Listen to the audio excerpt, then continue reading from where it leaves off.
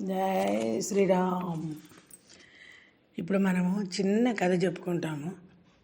అద్భుతమైన ఫలం పనస. మన కథ పేరు అద్భుతమైన ఫలం పనస. పూర్వం రోజుల్లో తారకాసురుడు అనే పెద్ద రాక్షసుడు ఉండేవాడు. ఏం పేరు ఆ రాక్షసుడి పేరు? తారకాసురుడు. వాడు ప్రజలందరినీ భలే పీడించేవాడు, కష్టపెట్టేవాడు.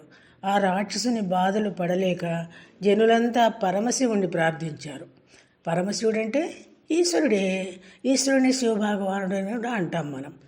అప్పుడు శివభగవానుడు దయామయుడు కదా. ఆయన శివుడు అంటే ప్రేమస్వరూపుడు, దయామయుడు కదా. వెంటనే ఈశ్వరుడు తన కొడుక్కి చెప్పాడు, ఆ రాక్షసులందరినీ కూడా చంపేసిన ఆయన ప్రజలందరినీ రక్షించు అని. ఆ రాక్షసుల నుండి ప్రజలను రక్షించమని చెప్పాడు మన శివభగవానుడు. కుమారస్వామి, సుబ్రహ్మణ్య స్వామి అని మనం పూజిస్తుంటామే. ఆయన్ని కుమారస్వామి అంటాం, ఆయన్ని సుబ్రహ్మణ్య స్వామి అంటాం కూడా. ఆ స్వామిని మనం పూజిస్తుంటాం కదా. ఆయన పార్వతీ పరమేశ్వరుల పుత్రుడు. పార్వతీ పరమేశ్వరులకు ముద్దుల కొడుకు అన్నమాట. ఎవరు? ఈ సుబ్రహ్మణ్యం అని ఆయన. అప్పుడు లోకకంటకుడైన రాక్షసుడిని లోకకంటకుడైన రాక్షసుడి మెడలోని ఆత్మలింగాన్ని ఛేదించి చంపేశాడు. రాక్షసుడి మెడలో ఆత్మలింగం ఉంది. ఆ లింగం ఉన్నంత వరకు వాడికి ఏం ప్రమాదం ఉండదు. ఆ మెడలో ఉండే ఆత్మలింగాన్ని తీసేసి వెంటనే వీడు చనిపోయాడు రాక్షసుడు. ఎవరా రాక్షసుడు? తారకాసురుడు. దాంతో పిల్ల పీచు అంతా సంతోషపడ్డారు. రాక్షస బాధ పోయింది కదా, అందువల్ల హ్యాపీగా ఉన్నారు అందరూ. ఈ యుద్ధం చేసిన దేవసైన్యానికి కడుపులో ఎలుకలు పరిగెడుతున్నాయట. అవునా? ఎవరికైనా ఎలుకలు పరిగెడతాయా? యుద్ధం చేసి బాగా అలసిపోయారు. అలసిపోయినప్పుడు ఏముంది, పెద్ద ఆకలి వేసింది వాళ్ళకు. దాన్ని మనం ఏమంటాం? కడుపులో ఎలుకలు పరిగెడుతున్నాయి, ఆకలి అవుతుంది అమ్మ, ఆకలి అవుతుంది అని అంటుంటాం. అలా ఈ యుద్ధం చేసిన దేవసైన్యానికి కడుపులో ఎలుకలు పరిగెడుతున్నాయట. అంటే కష్టపడి యుద్ధం చేయడంతో ఆకలి వాళ్ళందరికీ దిక్కుమాలిన ఆకలి వచ్చేసింది, పెద్ద ఆకలి వచ్చేసింది. వాళ్ళు ఆకలి తట్టుకోలేకపోయారు. ఆకలి అంటున్నారు. అప్పుడు మన సుబ్రహ్మణ్య స్వామి ఏం చేశాడు?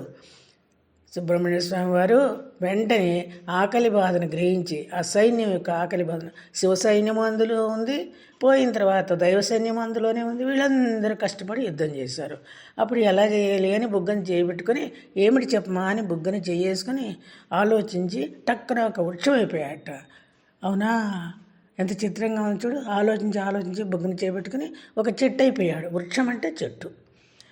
వృక్షం అంటే చెట్టు కదా. మరి ఏం చెట్టు అనుకుంటున్నారా మీరు? ఏం చెట్టు అది? ఆయన అయిపోయిన చెట్టు ఏంటి? పనస చెట్టు. పనస చెట్టు అయిపోయాడు ఈ సుబ్రహ్మణ్య స్వామి. టక్కన పనస చెట్టు అయిపోయాడు. దాని మొదలు నుండి ఫలాలు వచ్చేసాయి. కింది నుంచి టకటక పళ్ళు వచ్చేసాయి, పనస పళ్ళు. ఆ పనస తొనలతో శివ సైన్యము, దేవ సైన్యము కడుపు నిండా తిని ఆకలి తీర్చేసుకున్నారు. బోల్డ్ పళ్ళు ఉన్నాయనుకో, మనకి ఎంత ఇష్టంగా ఉంటుంది. తిన్నామనుకో, ఒక 20 తొనలు తిన్నామనుకో, పట్టే పెరిగిపోతుంది, ఇంకా తినలేం. మనం చెప్పుకున్నట్టు పైన పనస తొలని ఆకలి తీరింది వీళ్ళకని, మనం చెప్పుకున్నట్టు కుమారస్వామి వృక్షంగా మారి అందరి ఆకలి తీర్చాడు. ఆయన ఆలోచన చేశాడు, ఏం చేయాలి ఇప్పుడు, ఇక్కడ ఎట్లా వీళ్ళకి ఆహారం పెట్టాలనుకొని తనే ఒక పనస చెట్టు అయిపోయాడు సుబ్రహ్మణ్య స్వామి. పనస తొనలు తింటే ఎంతో రుచి, బలం కూడా బాగా వస్తుంది మనకి. మనం అన్ని విటమిన్స్ ఆ పండులో ఉంటాయి కనుక, అన్ని విటమిన్స్ ఉంటాయి కనుక చక్కగా ఆరోగ్యంగా కూడా ఉంటాం. పనస తొనలు తింటే మంచి ఆరోగ్యం వస్తుంది.